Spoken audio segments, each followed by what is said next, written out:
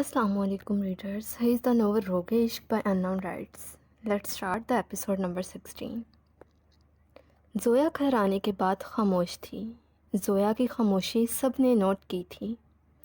ज़ोया और ख़ामोश रहे ये हो नहीं सकता था। ज़ारा बेगम ज़ोया के कमरे में आईं तो ज़ोया बेड पर बैठी किसी गैर मरी नुक्ते को घूरने में मसरूफ़ थी। ज़ारा बेगम अपनी बेटी को देख मुस्कुराईं, उसके पास आकर बैठ गईं। ज़ोया ने ज़ारा बेगम की तरफ देखा और फिर अपना सर उनकी गोद में रखकर लेट गई। क्या हुआ मेरे बच्चे को? ज़ारा बेगम ने ज़ोया के सर में उंगलियां चलाते हुए कहा। कुछ नहीं मामा, ज़ोया ने कमज़ोर आवाज़ में जवाब दिया। फिर भी ऐसी कौन सी बात है जो मेरी बेटी आज इतनी खामोश है? मामा, अगर इंसान किसी के साथ अनजाने में गलत कर दे तो उसे क्या करना चाहिए? ज़ोया ने उदासी भरे लहजे में पूछा। ज़ारा बेगम हैरान हुई। वो ज़ोया से पूछना चाहती थीं क्या हुआ है, पर ज़ोया को देख खामोश हो गईं। बेटा, उससे माफ़ी मांग लेनी चाहिए, ज़ारा बेगम ने ज़ोया की पेशानी पर लब रखते कहा। वो जानती थी उनकी बेटी परेशान है। एक माँ ही तो होती है जो बिन कहे अपने बच्चे की कैफियत समझ लेती है। ज़ोया कुछ देर उनसे बातें करती रही, फिर ज़ारा बेगम अपने रूम में आ गईं। अस्सलामु अलैकुम आंटी, कैसी हैं आप? हारिस ने मिसेस शर्मीन से पूछा। वालेकुम अस्सलाम। आज हारिस को आंटी की याद कैसे आ गई? मिसेस शर्मीन खफगी से गोया हुई। नहीं आंटी, ऐसी कोई बात नहीं है, बस पेशावर गया हुआ था, इसलिए चक्कर नहीं लगा सका। आंटी, वैसे रूहान नज़र नहीं आ रहा, कहाँ है वो? हारिस ने इधर उधर नज़रें दौड़ाते कहा। मुझे कुछ काम था रूहान से, हारिस ने कहा। बेटा, आज यूनी में कुछ हुआ है क्या?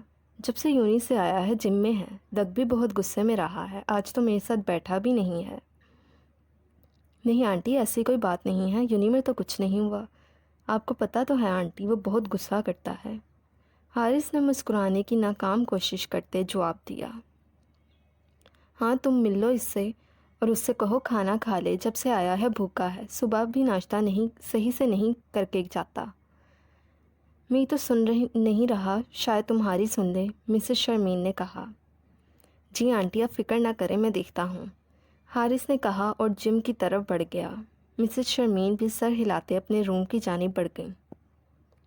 हारिस जिम में दाखिल हुआ तो रूहान को पुशअप्स लगाते पाया। हस्बे मामूल वो सिर्फ पैंट में मलबूस था। शर्ट ना होने की वजह से उसका कसरती बदन वाज़िया था। हारिस ने उसके हाथों को देखा जहाँ ज़ख्म वाज़िया थे। यकीनन उसने फिर ग्लव्स के बगैर पंचिंग की थी।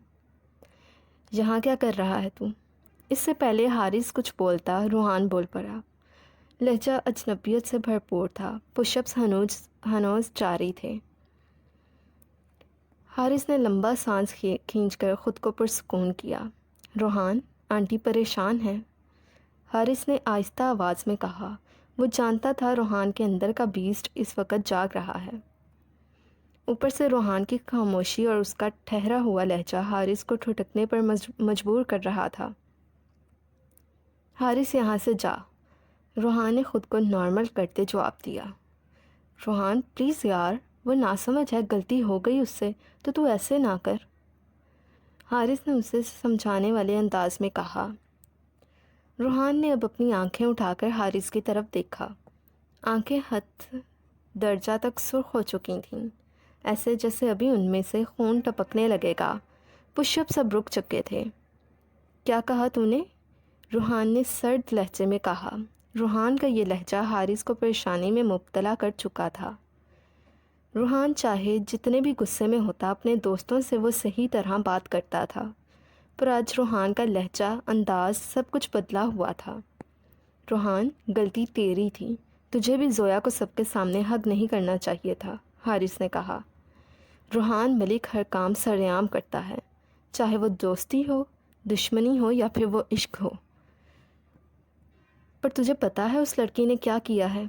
मेरे रूहान मलिक के मुंह पे थप्पड़ मारा। रूहान मलिक, जिसको आज तक उसके बाप ने हाथ नहीं लगाया, वो 2 कौड़ी की लड़की उसे सबके सामने थप्पड़ मार गई। रूहान अब की बार गुस्से की शिद्दत से धाड़ा था। उसकी धार इतनी शदीद थी कि बाहर खड़े मुलाजिम तक कांप उठे थे। तुझे पता है मैं उसे पसंद करने लगा था, اس نے دوستی سے منع کیا تو میں نے اسے شادی کی آفر کی، اس نے پھر بھی منع کر دیا۔ میں اپنی انا کو مار کر خاموش ہو گیا، اپنے خالص جذبات اس پر ظاہر کیے، پر اب اس نے مجھ پر ہاتھ اٹھا کر بہت بڑی غلطی کی ہے۔ روحان ملک اس کو چھوڑنے والا نہیں۔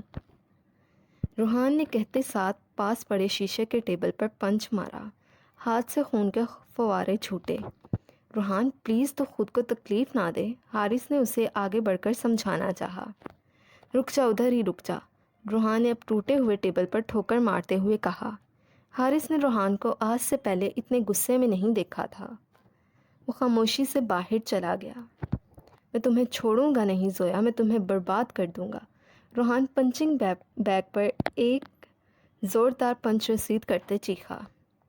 حارث پریشان سا گھر کے اندر داخل ہوا، سامنے داجی، مورے اور سائرہ کو دیکھ حیران ہوا۔ السلام علیکم، آپ سب یہاں؟ حارث نے حیرانی سے پوچھا۔ کیوں لالا، ہم نہیں آ سکتے؟ سائرہ نے منہ بناتے کہا۔ نہیں، میرا وہ مطلب نہیں تھا، میں کہہ رہا تھا آپ نے آنے سے پہلے اطلاع نہیں دی۔ حارث داجی سے مخاطب ہوا۔ آپ نے کھانا وغیرہ کھایا کہ لگواؤں؟ حارث نے کہا۔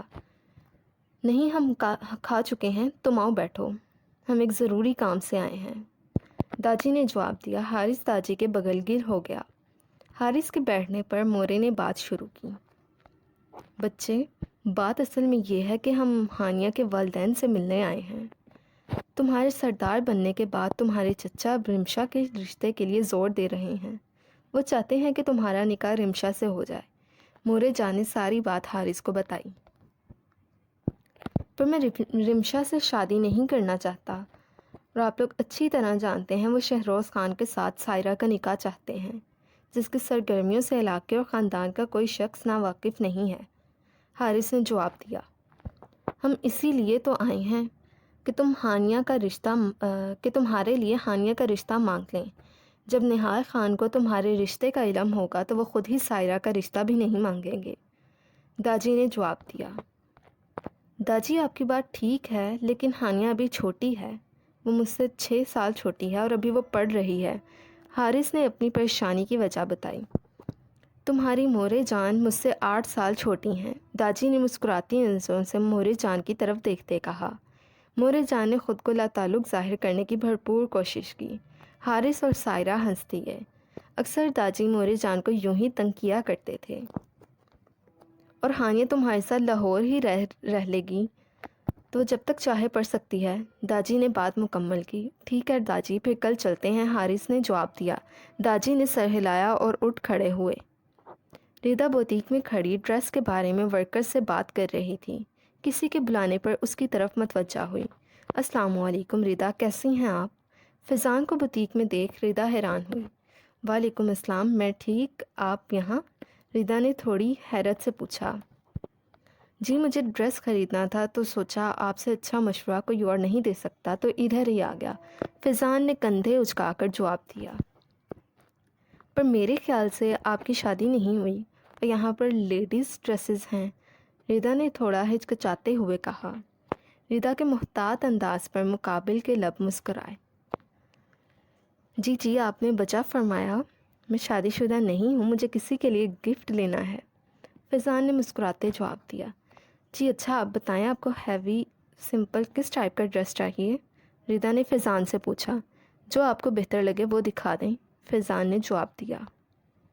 آپ آئیں، میں آپ کو نئی کلیکشن دکھاتی ہوں، ریدا نے جواب دیا اور آگے بڑھ گئی۔ فضان بھی ریدا کے پیچھے بڑھ گیا۔ سائز؟ ریدا نے سوالیہ نظروں سے فضان کو دیکھتے کہا۔ تقریباً آپ کا سائز ہی ہے، فضان نے سیریس انداز میں کہا اور ایک گولڈن رنگ کا ہینگ کیا ہوا سوٹ نکالا۔ سادہ سا ڈریس تھا، گلے پر گولڈن اور بلڈ ریڈ کے سٹونز کا کام ہوا تھا، ساتھ بلڈ ریڈ ہی دوپٹہ تھا۔ یہ پیارا لگ رہا ہے، فضان نے ستائشی نظروں سے سوٹ کو دیکھتے کہا۔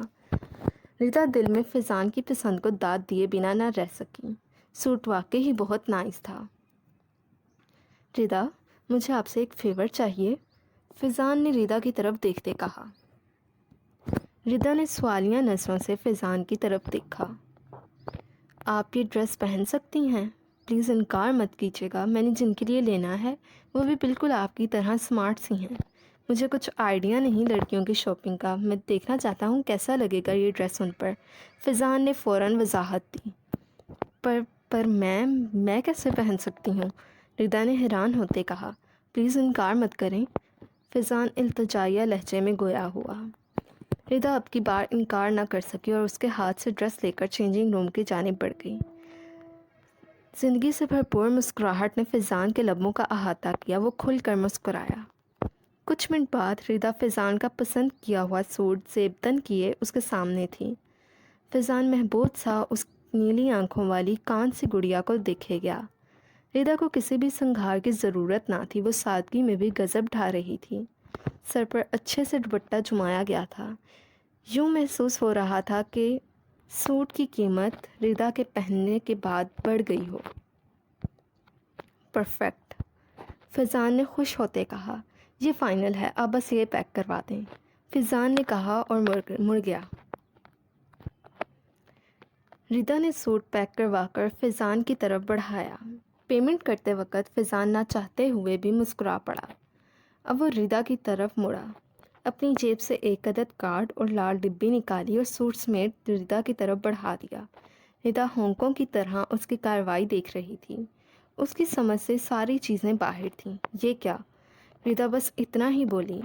ہیپی برتھ ڈے ردا، فضان نے کہا اور ردا کو کچھ بولنے کا موقع دیے بغیر باہر نکل گیا۔ ایکسکیوز می، رکیں، ردا فوراً باہر بھاگی، پر فضان گاڑی کو بھگا لے جا چکا تھا۔ انہیں کیسے پتہ چلا میری برتھ ڈے ہے آج؟ ردا خود سے بڑبڑائی۔ بوتیک میں جا کر کارڈ کھولا۔ میں جانتا ہوں آپ سوچ رہی ہوں گی آپ کی برتھ ڈے کا مجھے کیسے پتہ چلا؟ تو آپ کی فیس بک پروفائل سے پتہ چلا ہے۔ آپ ایک دوست کی حیثیت سے میرا دیا ہوا ادنا سا تحفہ قبول کریں۔ یقین مانیں یہ میرے لیے اعزاز کی بات ہوگی۔ آگے ایک چھوٹا سا اسمائل فیس ایموجی تھا۔ ردا نے کارڈ بند کر کے ڈبی کھولی۔ ایک خوبصورت بریسلٹ ڈبی میں پڑا جگمگا رہا تھا۔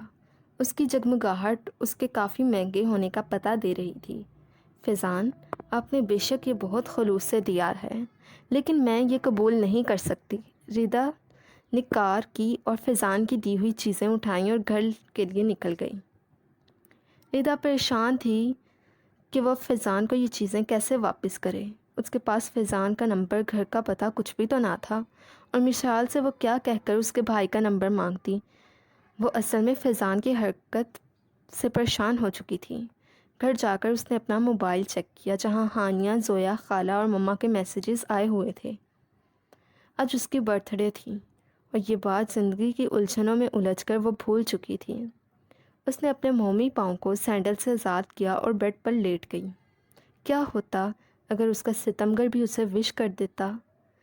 باسل، تحفے کی تمنا تو مجھے شروع سے نہیں رہی، بس اس بات کا انتظار ہمیشہ سے کرتی آئی ہوں کہ آپ مجھے وش کر دیں۔ آنسو ٹوٹ کر ردا کی آنکھ سے تکیے میں جذب ہوئے۔ آپ کو مجھ پر رحم نہیں آتا باسل، تو تھوڑا سا مجھ پر ترس ہی کر لیں۔ میں مر رہی ہوں، اندر ہی اندر ختم ہو رہی ہوں۔ میرے عشق کو میری سزا نہ بنائیں۔ ردا تصور میں باسل سے مخاطب تھی، اس کی ہچکیاں بن چکی تھیں، آنسو زاروں قطار بہہ رہے تھے۔ ایک بار، صرف ایک بار مجھ سے پیار سے بات کر لیں۔ ردا مرنے سے پہلے آپ کے لہجے کی مٹھاس کو محسوس کرنا چاہتی ہے، جو صرف مشال کے لیے ہے۔ نہ جانے کب میری یہ خواہش پوری ہوگی۔ ردا نے بے بسی سے سوچا اور آنکھیں بند کر لیں، پر کون جانتا تھا یہ عشق اسے اپنے سے ہی نفرت کرنے پر مجبور کر دے گا، ردا کو اپنی ہی نظروں میں گرا دے گا۔ ایک اور دن باسل کی بے رخی سہتے تڑپتے ہوئے گزر گیا۔ ہم نے ہر شام یہی سوچا، عمر گزری کے دن گزرا۔ زویا اور ہانیہ کلاس روم میں بیٹھی تھیں۔ اس دن کے واقعے کے بعد زویا کو چپ لگ گئی تھی۔ ہانیہ زویا کو خاموش دیکھ مخاطب ہوئی۔ زویا، کب تک چپ کا روزہ رکھنا ہے؟ زویا نے سوگوار سی آنکھیں اٹھا کر ہانیہ کی جانب دیکھا۔ ہانیہ، مجھ سے غلطی ہو گئی ہے، مجھے روحان کو ایٹ لیسٹ سب کے سامنے تھپڑ نہیں مارنا چاہیے تھا۔ وہ مجھ سے بڑے ہیں، باسل بھائی جتنے ہیں، اور میں نے ان کو تھپڑ مار دیا۔ ہاں زویا، تمہیں واقعی ہی روحان بھائی کو تھپڑ نہیں مارنا چاہیے تھا۔ ہانیہ نے زویا کی بات کی تاکید کی۔ ہانیہ مجھے ان سے ڈر لگ رہا ہے، وہ بہت غصے میں تھے، زویا نے کہتے ساتھ اپنا سر ہاتھوں میں گرا لیا۔ زویا تم ٹینشن نہ لو، روحان بھائی سے معافی مانگ لینا۔ ہانیہ نے زویا کی ٹینشن کم کرنی چاہی۔ ہاں میں خود معافی مانگنا چاہتی ہوں، پر روحان 2 دن سے یونی نہیں آ رہے، زویا نے پریشان صورت بناتے کہا۔ اچھا چلو چھوڑو، آؤ کیفیٹیریا چلتے ہیں، ہانیہ نے کہا، اور وہ دونوں بیگ پکڑے باہر کی جانب بڑھ گئیں۔ ہانیہ جوس پینے میں مصروف تھی اور زویا اپنی پسندیدہ چیز بلیک کافی سے انصاف کر رہی تھی جب عمار زویا کو اس جانب آتا دکھائی دیا۔ کیا میں آپ دونوں کو جوائن کر سکتا ہوں؟ عمار نے کہا۔ زویا خاموش رہی۔ ہانیہ نے سر ہلایا۔ عمار ایک کرسی گھسیٹ کر بیٹھ چکا تھا اور ان دونوں سے باتیں کرنے میں مصروف ہو گیا۔ زویا آج زیادہ بول نہیں رہی تھی، بس ہوں ہاں میں جواب دے رہی تھی۔ عمار کی نظریں بار بار بھٹک کر زویا کی طرف جا رہی تھیں۔ حجاب میں چھپا اداس سا چہرہ عمار کو اپنی طرف متوجہ کر رہا تھا۔ کچھ وقت بعد زویا اور ہانیہ خدا حافظ کہتی چلی گئیں۔ بس کچھ دن اور زویا، پھر روحان ملک اس بار ایسی ہار کا سامنا کرے گا کہ اس کی روح تک کانپ جائے گی۔ اب مجھ سے بھی اچھا بننے کا اور ناٹک نہیں ہو رہا۔ کیا کروں، تم خوبصورت ہی اتنی ہو، میں خود کو اس سے زیادہ کنٹرول نہیں کر سکتا، عمار نے دل میں سوچا۔ ہانیہ اور زویا گھر پہنچیں تو ڈرائنگ روم سے نکلتے حارث سائرہ کے ساتھ ان کے والدین کو نکلتے دیکھا۔ زویا اور ہانیہ حیرانی سے ایک دوسرے کی طرف دیکھنے لگیں۔ ہانیہ کو اپنے ارد گرد خطرے کی گھنٹی بجتی محسوس ہوئی۔ شازیہ بیگم کی نظر جب ہانیہ اور زویا پر پڑی تو انہوں نے دونوں کا تعارف کروایا۔ زویا اور ہانیہ نے سلام کیا۔ داجی اور مورے نے سلام کا جواب دیا۔ مورے جان نے ہانیہ کو اپنے پاس بلایا اور اس کا ماتھا چوما۔ ماشاءاللہ میری بچی تو بہت پیاری ہے۔ ہانیہ نے حارث کی طرف دیکھا جو مسکراتی آنکھوں میں شرارت لیے اسی کی طرف دیکھ رہا تھا۔ اس کی گرے آنکھیں کسی جذبے کے تحت چمک رہی تھیں۔ ہانیہ نے سر پٹا کر دوسری طرف دیکھا۔ اچھا اب ہم چلتے ہیں، اگلی دفعہ آئیں گے تو اپنی بیٹی کو ساتھ لے کر جائیں گے، مورے جان نے کہا۔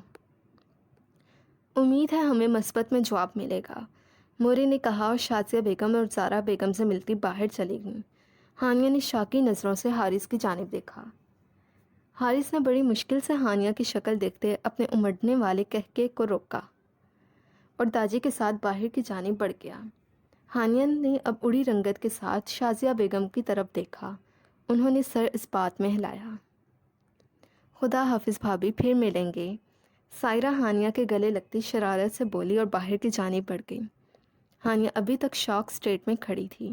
ہانیہ کی حالت دیکھ زویا کی شرارتی رگ پھڑپھڑائی۔ سردارنی صاحبہ، اب اندر چلیں کہ آج ہی سردار صاحب کے ساتھ جانے کے ارادے ہیں؟ زویا نے شرارت سے کہا۔ چپ کرو زویا، خبردار جو مجھے ایسے کسی لقب سے بلایا، خون پی جاؤں گی میں تمہارا، ہانیہ نے چڑھتے ہوئے کہا۔ جانے من، خون تو اب تم اپنے سردار کا پینا، مجھ معصوم کو کیوں قتل کرنے کا ارادہ ہے؟ زویا نے کہا۔ بنو رے بنو میری چلی سسرال کو، اکھیوں میں پانی دے گئی، دعا میں میٹھی گڑدھانی دے گئی، زویا گنگناتے ہوئے اندر کی جانب بڑھی۔ ہانیہ نے غصے سے سرخ پڑتے پاس پڑے گلدان سے پھول نکال کر زویا کی طرف پھینکے۔ ادھر آؤ زویا کی بچی، میں بتاتی ہوں، ہانیہ نے تپ کر کہا۔ ارے جانی، بچیاں تو اب تمہاری ہوں گی اور میں خالہ بنوں گی، زویا نے بتیسی کی نمائش کرتے کہا اور اپنے کمرے میں دوڑ لگا کر دروازہ بند کر لیا۔ وہ جانتی تھی ہانیہ نے اب کی بار پھول نہیں گلدستہ اس کے سر میں مارنا ہے۔ پیچھے ہانیہ دانت کچکچاتی کلس کر رہ گئی۔ رات کو ہانیہ پڑھائی میں مصروف تھی۔ جب دروازہ کھولے ماجد صاحب اور شازیہ بیگم کمرے میں داخل ہوئیں۔ ہانیہ نے انہیں دیکھ کتابیں بند کی اور مسکرا دیں۔ کیا کر رہی ہے میری بیٹی؟ ماجد صاحب نے ہانیہ کے سر پر پیار دیتے کہا۔ کچھ نہیں بابا جان، بس پڑھ رہی تھی، آپ لوگ آئیں بیٹھیں، ہانیہ نے جواب دیا۔ بیٹا ہم آپ سے ایک بہت ضروری بات کرنے آئے ہیں، شازیہ بیگم نے کہا۔ جی ماما بتائیں، ہانیہ نے ادب سے جواب دیا۔ بیٹا سائرہ کے بھائی حارث خان کا رشتہ آیا ہے تمہارے لیے۔ مجھے اور تمہارے بابا کو رشتے میں کوئی برائی نظر نہیں آئی۔ ہانیہ کا رنگ ایک دم پیلا پڑا۔ بلکہ ہمیں اپنی بیٹی کی قسمت پر رشک ہے، اتنے اونچے گھرانے سے میری گڑیا کا رشتہ آیا ہے، ہم ایک بار آپ کی رائے پوچھنا چاہتے ہیں۔ ایک کے بعد ایک آنسو ہانیہ کی آنکھوں سے بہنے لگا۔ شازیہ بیگم اور ماجد صاحب ایک دم بکھلائے۔ ارے کیا ہوا ہے میری ڈول کو؟ ماجد صاحب نے ہانیہ کو اپنے سینے سے لگاتے پوچھا۔ میں ابھی شادی نہیں کرنا چاہتی، مجھے ابھی پڑھنا ہے۔ ہانیہ نے یہ بتانے سے قاصر تھی کہ اسے سردار حارث خان سے خوف آتا ہے۔ اس کا جنونی انداز ہانیہ کے لیے تکلیف کا باعث بنتا ہے، سو اس نے پڑھائی کا بہانہ بنایا۔ ہانیہ بیٹا، اس میں رونے کی کیا بات ہے؟ ہم کون سا کل ہی آپ کی شادی کرنے لگے ہیں؟ ہم وہی کریں گے جو ہماری بیٹی کہے گی، ماجد صاحب نے آرام سے کہا۔ ہانیہ نے بے یقینی سے ماجد صاحب کے سینے سے سر اٹھا کر انہیں دیکھا۔ آپ سچ کہہ رہے ہیں؟ اس نے تصدیق چاہی۔ ہاں بھئی، جو ہماری بیٹی کہے گی وہی کریں گے ہم۔ میں نے شادی نہیں کرنی، ابھی میں نے اپنی ڈگری کمپلیٹ کرنی ہے، ہانیہ نے چمکتی آنکھوں سے کہا۔ ٹھیک ہے، چلو اب ہم چلتے ہیں، آپ پڑھو، شازیہ بیگم نے کہا، اور ماجد صاحب اور شازیہ بیگم کمرے سے باہر نکل گئے۔ ماجد، آپ کو نہیں لگتا حارث کا رشتہ بہت اچھا ہے ہماری ہانیہ کے لیے؟ وہ ابھی بچی ہے، نادانی میں کہہ رہی ہے، اور رہی بات تعلیم کی تو شادی کے بعد بھی ہانیہ کو پڑھانے کے لیے تیار ہیں۔ بیگم، میں نے محسوس کیا ہے ہانیہ کے چہرے پر حارث کا نام سن کر ڈر واضح تھا۔ زندگی اس نے گزارنی ہے، ہم اس کے فیصلے کو نظر انداز نہیں کر سکتے، اور شادی ایک بہت بڑی ذمہ داری ہے۔ حارث کوئی عام انسان نہیں، ایک سردار ہے۔ اگر ہانیہ کی شادی حارث سے ہوتی ہے تو وہ کسی عام شخص کی نہیں، ایک سردار کی بیوی بنے گی۔ اس پر عام لڑکی سے زیادہ ذمہ داریاں ہوں گی۔ ہماری بچی اس سب کے لیے ابھی بہت چھوٹی ہے۔ ماجد صاحب نے شازیہ بیگم کو وہ باتیں سمجھائیں جو ان کے دماغ میں چل رہی تھیں۔ کہہ تو آپ ٹھیک رہے ہیں، میں کل ہی ان کو فون کر کے انکار کر دوں گی، یہ نہ ہو وہ ہماری خاموشی کو ہاں سمجھ لیں، شازیہ بیگم نے کہا۔ جی بیگم، یہی مناسب ہے ہماری بچی کے لیے، ماجد صاحب نے کہا، اور سونے کے لیے آنکھیں موند لیں۔ پر شازیہ بہن، انکار کی کوئی وجہ؟ مورے جان نے شازیہ بیگم سے فون پر بات کرتے کہا۔ سائرہ نے پاس بیٹھے اپنے بھائی کو دیکھا جو پرسکون رہنے کی ناکام سی کوشش کر رہا تھا۔ جی بس ابھی ہانیہ شادی کے لیے تیار نہیں ہے۔ شازیہ بیگم کو انکار کرتے بہت برا لگ رہا تھا۔ لڑکے میں کوئی بھی برائی نہ تھی، بلکہ وہ تو کسی بھی لڑکی کا خواب ہو سکتا تھا۔ چلیں ٹھیک ہے، پھر بعد میں بات ہوتی ہے، مورے جان نے کہا، اور فون بند کر دیا۔ حارث نے سوالیہ نظروں سے مورے جان کی طرف دیکھا۔ داجی بھی مورے جان کی بات کرنے کے منتظر تھے۔ ہانیہ نے رشتے سے انکار کر دیا ہے، وہ بھی شادی نہیں کرنا چاہتی، مورے جان نے بتایا۔ مورے، اب کچھ دن بعد ایک بار پھر ان سے بات کرنا، اس بار ہانیہ انکار نہیں کرے گی، حارث نے کہا، اور وہ کسی کی سنے بغیر یونی کے لیے نکل گیا۔ دیکھ رہے ہیں اپنے ثبوت کو، یقیناً ہانیہ کو کچھ کہے گا، مجھے لگتا ہے اس بچی نے بھی اس کی وجہ سے انکار کیا ہے۔ آج ردا کی طبیعت صبح سے ہی خراب تھی، اس لیے وہ بوتیک بھی نہیں گئی تھی۔ ردا لاؤنج میں صوفے کی پشت کے ساتھ سر ٹکا کر بیٹھی تھی۔ مشال صبح ہی اپنے میکے چلی گئی تھی۔ ردا، بازل نے ردا کو پکارا۔ ردا نے اپنی سرخ آنکھوں کو بمشکل کھولتے بازل کو سوالیہ نظروں سے دیکھا۔ میں کچھ کام سے باہر جا رہا ہوں، کچھ دیر تک آ جاؤں گا، ڈور لوک رکھنا، مشال بھی گھر پر نہیں ہے۔ ردا نے اپنی بند ہوئی آنکھوں کو بمشکل کھولتے سر اسبات میں ہلایا اور واپس صوفے پر ٹکا دیا۔ بازل کو ردا کی طبیعت خراب لگی، لیکن وہ سر جھٹک کر باہر کی جانب بڑھ گیا۔ ردا نے دوائی کھائی اور صوفے پر ہی لیٹ گئی۔ ابھی اس کی آنکھ لگے کچھ ٹائم ہی ہوا تھا کہ گھنٹی کی آواز سے وہ اٹھ بیٹھی۔ اپنے گھومتے سر کو بمشکل سنبھالتی اٹھی اور دروازہ کھولا۔ دروازے میں فیضان کو کھڑے دیکھا۔ السلام علیکم، کیسی ہیں آپ؟ فیضان نے کہا۔ میں ٹھیک، آپ اس وقت یہاں؟ ردا نے خود کو ہوش میں رکھنے کی کوشش کرتے کہا۔ جی آپ مشال کو بلا دیں، اس نے صبح میسج کیا تھا کہ واپسی پر اس کو لیتا گھر جاؤں۔ فیضان نے اپنے آنے کا مقصد بتایا۔ بازل آج گھر پر تھے تو وہ صبح بازل کے ساتھ گھر چلی گئی ہیں۔ ردا نے اٹک اٹک کر بات مکمل کی اور سر تھام لیا۔ ردا، آپ ٹھیک تو ہیں؟ فیضان کو ردا کی حالت دیکھ تشویش ہوئی۔ فیضان آگے کچھ بولتا کہ ردا کا وجود ڈھیلا پڑ گیا۔ اس سے پہلے ردا زمین بوس ہوتی، فیضان نے اسے اپنی باہوں میں تھام لیا۔ ردا یو آر آل رائٹ؟ فیضان نے اس کے گال تھپ تھپاتے کہا، مگر بے سود۔ ردا اب بھی ہوش و حواس سے بیگانہ تھی۔ فیضان نے اسے اپنی باہوں کے حصار میں لیا اور لاؤنج میں لا کر صوفے پر لٹا دیا۔ کچن سے پانی سے بھرا گلاس لا کر ردا کے چہرے پر پانی کے چھینٹے پھینکے۔ فیضان تھوڑا سا اس پر جھکے ردا کو ہوش لانے کے لیے اس کے گال تھپ تھپانے لگا۔ کچھ سیکنڈز بعد ردا نے آنکھیں کھولیں۔ وہ اپنے اوپر جھکے فیضان کو اجنبی نظروں سے دیکھنے لگیں۔ وہ اب بھی مکمل طور پر اپنے حواس میں نہیں تھی۔ یہ کیا ہو رہا ہے یہاں؟ بازل جو گھر کا دروازہ کھلا دیکھ فوراً اندر آیا تھا، فیضان کو ردا کے اوپر جھکے غصے کی شدت سے دھاڑا۔ بازل کی دھاڑ سن کر فیضان سیدھا ہوا۔ فیضان کچھ کہتا کہ بازل خطرناک تیور لیے ردا کی طرف بڑھا اور اس کے بالوں سے جکڑ کر کھڑا کیا۔ ردا جو پہلے ہی بخار میں تپ رہی تھی، بازل کی مضبوط پکڑ پر سسک اٹھی۔ زبان بولنے سے قاصر تھی، ٹانگیں ساتھ دینے سے انکاری تھیں، آنکھیں بند ہو رہی تھیں۔ کیا گل کھلا رہی ہو میرے گھر میں؟ بازل چیخا۔ ردا نے کچھ بولنا چاہا مگر بے سود۔ بازل کی پکڑ سے سر میں شدید ٹیسیں اٹھ رہی تھیں۔ بے بسی سے ردا کی آنکھوں سے آنسو ٹپکنے لگے۔ ردا کی کان جیسی آنکھوں سے آنسو ٹپکتے دیکھ فیضان نے بھسم کر دینے والے انداز سے بازل کو گھورا۔ ردا کا کچھ نہ بولنا بازل کو طیش دلا گیا۔ بازل نے فیضان کی پرواہ کیے بغیر اپنا ہاتھ ردا کو تھپڑ مارنے کے لیے فضا میں بلند کیا۔ فیضان جو کب سے ضبط کے ساتھ کھڑا بازل کی گھٹیا باتیں سن رہا تھا، ردا کے ساتھ بازل کا سخت رویہ دیکھ رہا تھا۔ بازل کے ہاتھ اٹھانے پر اس کی برداشت ختم ہوئی۔ اس سے پہلے بازل کا بھاری ہاتھ ردا کے گال کو سرخ کرتا، فیضان نے بازل کا ہاتھ ہوا میں ہی روک کر دور جھٹکا۔ بازل نے کھا جانے والی نظروں سے فیضان کی طرف دیکھا۔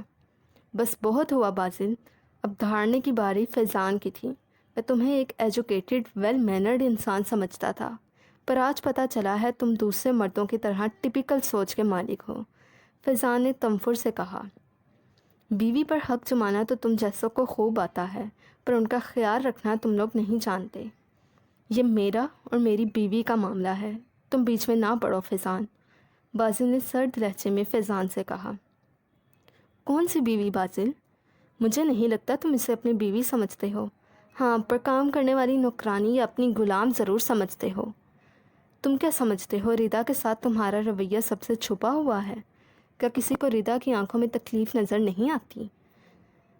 تمہارے رویے میں ردا کے لیے بیزاریت اور نفرت تو میں اسی دن محسوس کر چکا تھا جب میں امی کے ساتھ تمہارے گھر آیا تھا۔ تم نہیں سمجھتے اسے اپنی بیوی تو کم سے کم کزن تو سمجھو، وہ بھی انسان ہے۔ تم مجھے یہ بتاؤ، کون سی بیوی میں اتنا حوصلہ ہوتا ہے کہ اپنے شوہر کا خود نکاح کروائے؟ مجھے بتاؤ بازل، کیا کوئی بیوی اپنے شوہر کی خوشی کو اتنا عزیز رکھتی ہے؟ بازل کی زبان کو قفل لگے تھے۔ فیضان صحیح ہی تو کہہ رہا تھا۔ بے شک مشال میری بہن ہے، لیکن وہ تم سے اتنی محبت کبھی نہیں کر سکتی جتنی محبت میں نے ردا کی آنکھوں میں تمہارے لیے دیکھی ہے۔ خوش قسمت ہو تم جو اللہ نے ردا جیسی لڑکی کو تمہاری شریک حیات بنایا ہے۔ میں نے ایک غیر ہوتے ہوئے اس کی آنکھوں میں تمہارے لیے خالص جذبات دیکھ لی ہے، اور تم شوہر ہوتے ہوئے بھی اپنے لیے محبت کے جلتے دیپ نہ دیکھ سکے۔